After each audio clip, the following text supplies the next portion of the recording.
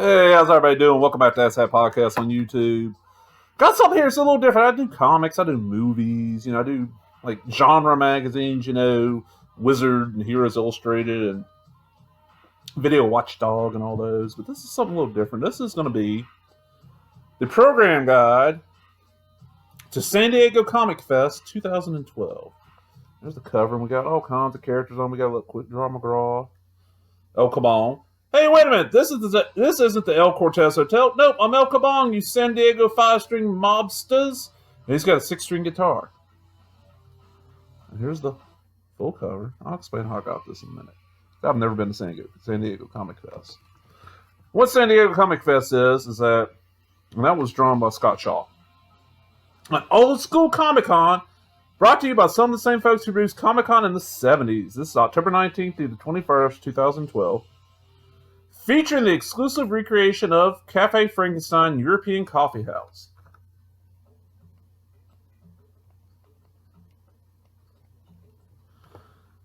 And honoring Ken Kruger. Ooh, good song.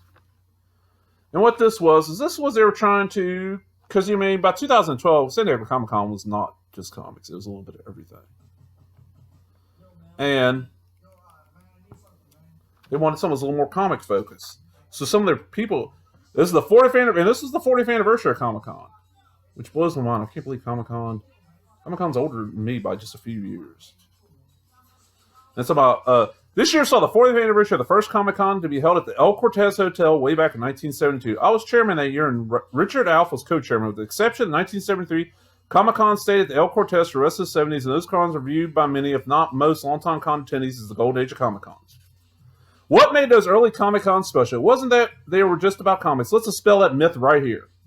Way back in 1969, when our tiny, nascent Comic-Con committee visited Jack Kirby, we asked him if he thought we should be a comics-only convention or if we should include science fiction and films. Jack replied, and I quote, "I say do it all. Do comics and do anything that's been relevant to it. I know that comic fans have also been interested in the movie media. They've been interested in the pulp media, and all that has some value to them. I think they want to see it. I don't think they want to concentrate on comics only. If you widen the scope of the convention and include all these, I think you'll have a larger crowd and a more interesting crowd. And I think you'll have a great time." Of course, we took advice and we had a great time. So they did this. It's kind of like a smaller level con. And, our guest of honor, we got Jackie Estrada, who oh, holy hell. Look at the people. Okay. The lady in the middle is Jackie Estrada, but starting on the left, we got Jim Stranko, Bill Sienkiewicz, Steve Leialoha, and then this is Walt Simonson. Man, look at the talent in that picture. And I don't know nothing about Miss Jackie here. Then, of course, the fan guests aren't Mark Evianier, worked for Kirby, did so much great stuff. Murphy Anderson, another guest of honor. Ron Turner, comic guest honor. Oh, okay. Ron Turner ran Last Gasp. I think Ron might be dead by now. Tim Powers, science fiction guest of honor. That would be, he's author of 13 science fiction and fantasy novels, including The Anubis Gates, one of the core steampunk books, On Strange Tides, the basis for the Johnny Depp Pirates of the Caribbean movie of the same title from Disney Studios, and Hide Me Amongst the Graves. Paul Salmon, film guest of honor, is award-winning author, filmmaker, commentator, and photographer. This is why I saw the name, like, okay, I know this name for a reason. As a writer, Salmon has authored over 30 books, including the best-selling Future Noir, The Making of Blade Runner. He likewise edited, and he mentions other books he did, like Conan the Phenom and The Making of Star Trek. And the other reason I know the name, he likewise edited the cutting-edge horror anthologies Splatterpunks and Splatterpunks 2. We got George Clayton Johnson, storyteller in residence. There he is. David Clark, poet in residence. Now I'll explain how I got this. Greg Bear, science fiction, okay. There's Scott Shaw. There's Greg Bear. Jim Valentino, yes. For you younger fans, Shadowhawk, or known for running Image for me, normal man. Fest guest, Eric Bear. Jerry Beck. Jerry Beck's a huge animation historian. David Brin. Maria Paz Cabardo. Joanna Cassidy. I'm like, okay, what do I know the name? Zora in Blade Runner. Wyatt Doyle. New. Joyce Farmer. Oh. Mary Fleener. George Glatter and Donald Glut. A writer-director of low-budget indie horror films, writer of approximately 70 books, short stories, and comics. He did a lot of stuff at Gold Key, like Gold Key Whitman. The Cold Fires of Dr. Spectre, Dagger, The Invincible, blah, blah, blah, blah. Igor Goldkind, Chris Gore. Fuck Chris Gore. Fuck Chris Gore. Michael C. Gross. Katie Haber. She was post-production supervisor on The Deer Hunter, as executive producer on Blade Runner. A lot of Blade Runner people. I wish I could have went to this. If I'd known, I'll link it then. I'll explain. If I'd known this person that got this to me was going, I'd be like, ooh, just go to get me a Blade Runner DVD and get it signed by everybody here that has anything to do with Blade Runner. And Blade Runner is one of my favorite movies. It's kind of odd. I'm gonna have to do a Blade Runner video one day, like a full in depth. Anybody else? Stan Sakai, creator of Usagi Yojimbo, of course.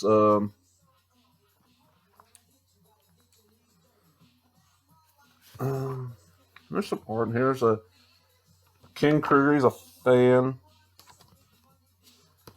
Richard Alf passed away earlier that year. He was he helped write the original Comic Cons. Here we go. Though by his own choice, he wouldn't become Comic-Con chairman until the second year. Richard's contributions at the beginning were crucial to Comic-Con's success. Money saved from his mail-order comic business. Yeah, back in the 60s and 70s, there was mail-order comics. I mean, you had to be in the fan press to know about them, but that's how you got, like, back issues. Or just, yeah, that's the only way, good way to get back issues, or just lucked into them. Richard earmarked $3,000 to front the con as needed. In today's dollars, that'd be over $18,000. No small sum, especially for a teenager who had earned it all on his own. His VW Bug became the unofficial conmobile as Richard provided vital transportation to the rest of us. The El Cortez Hotel, and they got some pictures. Cafe Frankenstein, El Cortez Hotel. I got a shirt to go on with this, but I can't find the shirt right now.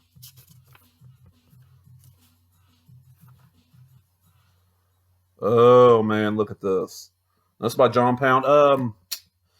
Underground comic artist. If you're not into undergrounds, best known for co-creator of the Garbage Pail Kids with Art Spiegelman. This is a piece of art he did for first appeared in Mike Towery's fanzine Train of Thought #5, February 71. Look at this. I met Kirby, the thing that drew. At last, it can be told. Look at that, man. John Pound. And what's it say right there? Gasp! He's larger than life! Great art. John Pound's such a great artist. And then we get a little piece by Jack Kirby, RIP, man. Oh, man. The King. I got to meet the King, and I made a fool of myself. It was about 2 years for the man passed. Yeah, I'm at a convention. I see Kirby's got a table, and there's really nobody coming up to the table. I'm like, I'm looking around. Oh, that's Jack Kirby. That's Jack fucking Kirby, and nobody's coming up to the table. So I walk over there, and I'm like, oh, Mr. Kirby, you created my childhood mythology. You created my modern mythology, I grew up, before, I grew up interested in, like, Greek mythology, Roman mythology, all that stuff. But, you created the one that stayed with me my whole life. I don't read the Greek stuff anymore, but Kirby created, and, for y'all don't know, Kirby, co-created. I'll give Stan some credit here, even though Stan a lot of times wouldn't give Kirby credit. Fantastic Four, Iron Man, Hulk, besides Spider-Man and Doctor Strange, pretty much all the Silver Age Marvel stuff. So, and I did the for younger folks probably don't remember, the Wayne's World, We're Not Worthy. I dropped down to my knees and started bowing. And he looked at me, he's like, "Get up and shake my hand like a man." I got him, shook his hand, and got to talk to him for a while. And they had comics, and it was extremely cheap. His autograph was nothing. As long as you bought something, he'd sign whatever. And I bought a reprint of Fantastic Four #1, got him to sign it, and it's put up. And he passed not too long after that, like within a year or two of it. I got to meet the King. Ray Bradbury. Oh, shit. Forrest J. Ackerman, of course. Uncle Forey. Generation before me, that was their guy. Oh, here we go. Some really... This is by Mark Richmond. He's a Comic Fest volunteer. Some really nice art there. But I got to get in how I got this, and I will in it. Ken Meyer Jr. art. Look at this. All right, how did I get this? Because I didn't get. All right, up until a few years ago, my mother's only brother, he's passed now, and I'll admit, me and him did not always get along. We're both very strong-willed. Well, he's passed now, but we're very strong-willed, and we didn't agree on a lot of stuff, but we love comics, both of us. We love comics. We love science fiction, and he went to this and got me this and all kind. He got me a shirt. Matter of fact, I'll show you the art. It's a blue shirt with that little guy right there on it, which I wore to like every convention I went to afterward. I'd wear that shirt because it's a great shirt. I still got it. I just don't know where I'll put it. And he sent me this package, and I didn't even know he sent it to me. And plus all kinds of other stuff. And like he'd go to San Diego Comic-Con every year and send me like any of the free stuff. He went in and sent it to me. And this is after, this is when he knew, him and I really did not get along. I kind of, didn't hide the fact that I didn't like the man. We didn't like each other, but we're a family, you know what I'm saying?